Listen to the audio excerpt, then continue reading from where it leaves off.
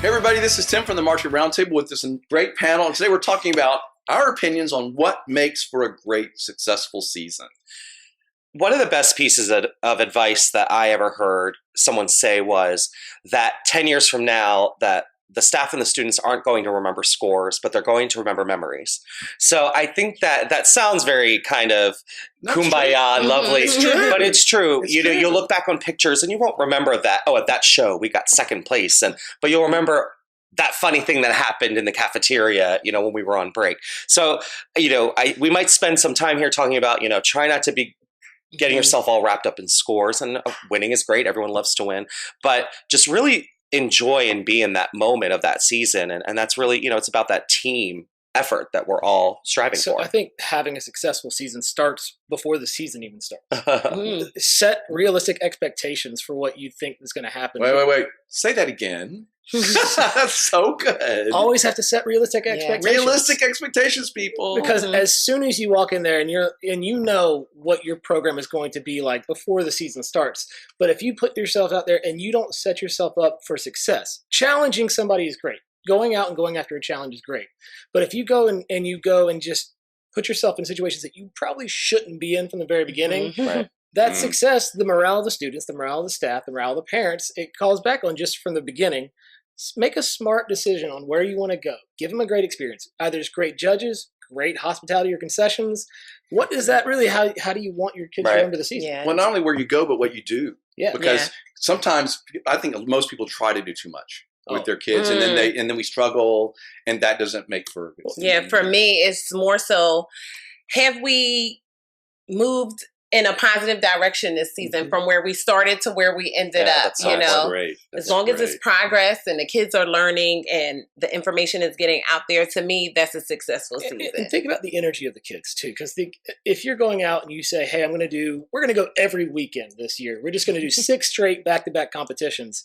By the time that they get done, say if they're setting up and they've gone and maybe you've pushed them too far for a competition, they might be checked out by the time that last 2 weeks comes along. And so you want to make sure you're balancing the kids so they don't get burned out, and balancing yourself so that, as a director, as an instructor, you don't want to check out halfway through the season as well.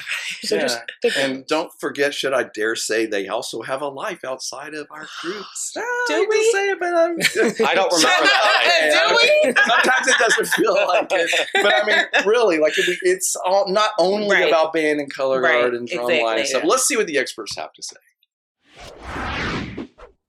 A lot of our metrics are retention rate. A lot of our metrics are how did we do financially through the season. A lot of our metrics are what challenges happened that were our fault.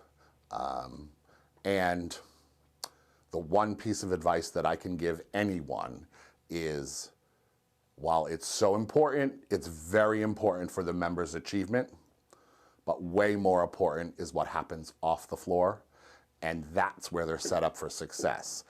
They're not set up for success the minute they step on the floor. It's the 8 hours before that and the 2 months before that. Organizationally, and this is scholastic, this is independent, this is any group, the more details you have planned, the more plan Bs just in case of scenarios happening, the better off you are. The stronger your administration and background organization is, the stronger our organization gets administratively is how we measure our success each and every year. And, it's fun to win. Everybody loves to win. Doesn't hurt. Doesn't hurt. It's really important that I see her laughing and acting like a kid. A lot of times kids are busy, especially in the high school. They take 4 AP classes and they're doing dual enrollment. They're trying to graduate early. And what I've had to do is tell her, you got to slow it down. You're going to be an adult in a hot minute. So be a kid, enjoy yourself, laugh, put fun, make fun a priority, make friends a priority, spin well, be great, but enjoy yourself.